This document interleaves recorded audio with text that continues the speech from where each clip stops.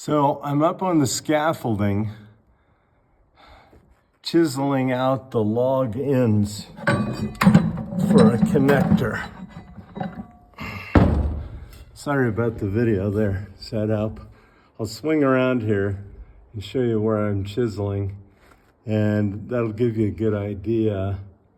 It's a little tight. I'm gonna have to figure out a better way to do it.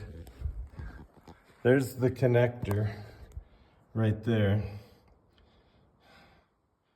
6 by 8. No, it's 4 by 8. 1/4-inch steel. And I've got 2 per log with 4 1/2-inch lag bolts. But you can see the spot up there that I'm chiseling. I need to do more work with the saw so I can get the connector to lay flat. Right now we have 12-inch lag screws, and this will be the permanent connection. So it's a log rafter to the 16-inch glue lamp.